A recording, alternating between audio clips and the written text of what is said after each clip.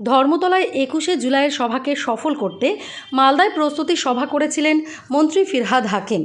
তারপরে জেলার বিভিন্ন প্রান্তে শুরু হয়েছে ২১শে জুলাই নিয়ে তৃণমূল কংগ্রেসের কর্মী সভা।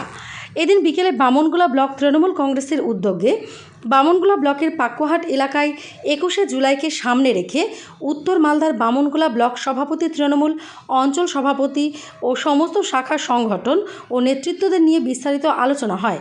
কর্মীরা কিভাবে ২১শে জুলাইয়ে যাবেন সে বিষয় নিয়েও আলোচনা করা হয়। এই কর্মসূচিতে উপস্থিত ছিলেন ব্লক সভাপতি অশোক সরকার, তৃণমূল কংগ্রেসের যুব সভাপতি সহ বিভিন্ন অঞ্চলের কর্মীরা। তখনই থাকে মানুষ যখন তার ভোটাধিকার সঠিকভাবে প্রয়োগ করতে পারে।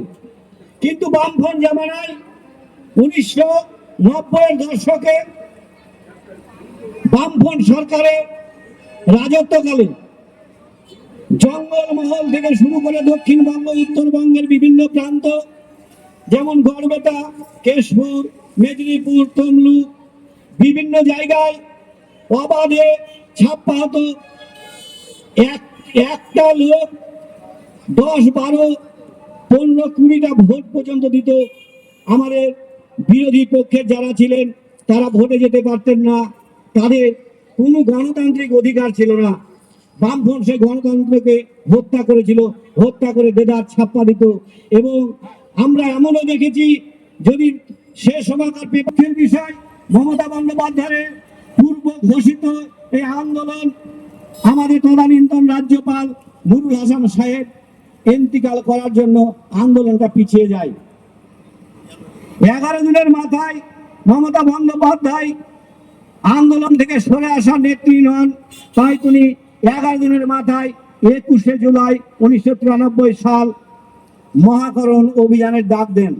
আমরা বামনগোলা ব্লক তৃণমূল কংগ্রেসের ব্যবস্থাপনায় রাজ্য তৃণমূল কংগ্রেস এবং জেলা তৃণমূল কংগ্রেসের নির্দেশে ২১শে জুলাই শহীদ দিবস উপলক্ষে আজকে আমরা আমাদের বামনগোলাবাসীকে ওয়াকিবহাল করার জন্য পাকুয়াহাট বাস স্ট্যান্ডে পথসভার আয়োজন করেছিলাম।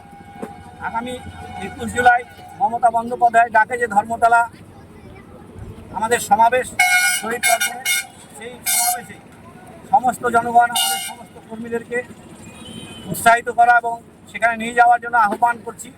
তার জন্য আজকে আমাদের এই সমাবেশে আগামীতে আমরা সকলে এখান থেকে যাব।